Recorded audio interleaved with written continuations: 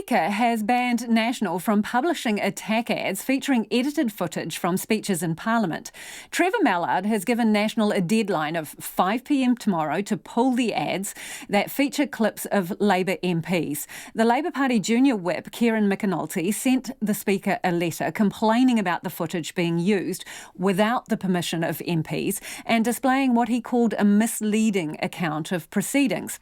But National's Gerry Brownlee says the Speaker and Labour are overstretching their powers. And he says National's not ruling out a legal challenge. Our political reporter Jo Moir has the story.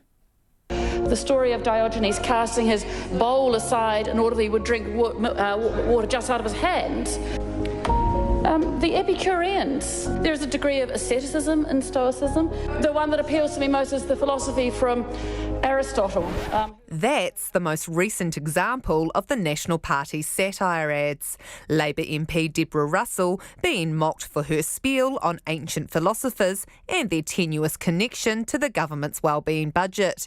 But that's the end of it for now, with the Speaker demanding Ms Russell's ad and all of the ones before it be pulled down by 5 p.m. tomorrow. Those using official parliamentary TV footage that has been edited and featuring other members without their permission should be removed by 5 p.m. on Friday the 27th of September. The shadow leader of the House, Gerry Brownlee, hitting back, saying the open and transparent government is now turning its hand to censorship.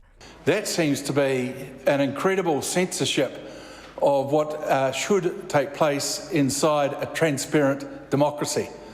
So while we are not going to challenge, obviously, from the floor of the House, the decision you've made today, I do want to make it very clear that we think your ruling is harsh and very destructive of open democracy in New Zealand.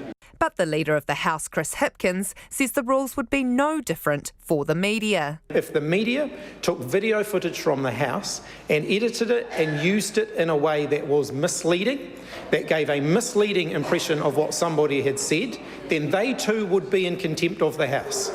The New Zealand First Leader Winston Peters says 4 decades ago, nobody would have dreamed of Parliament footage being used in this way. Well, the fact is, if it's strictly followed as a record of the House, the Speaker's got no objection. But when someone's clipping the ticket, so to speak, and doctoring the evidence, then that should be stopped. And no way, 4 decades ago, when this Parliament went to broadcast by television of Parliament, did we ever contemplate that sort of malpractice. Both Mr Peters and Mr Hipkins have called out the National Party for being hypocritical by demanding footage not be used in this way when they were in government, and now arguing the opposite from opposition. The Green Party co-leader James Shaw says Parliament should be as public as possible, but that means showing a full video, not just a slice of it. He says that's the point the Speaker is trying to make. My understanding is that what he's saying, he's actually not passing judgment on what a political ad is. What he's doing is he's enforcing the standing orders that the Standing Orders Committee itself came up with, including those that were insisted on by the National Party. As for the future of attack ads, the National Party's online crack at the Prime Minister could hold the answers. I haven't brought the details with me into the House. I will not answer questions. No one in New Zealand thinks that's a good answer. I just simply cannot answer that. From Parliament for Checkpoint, Jo Moir.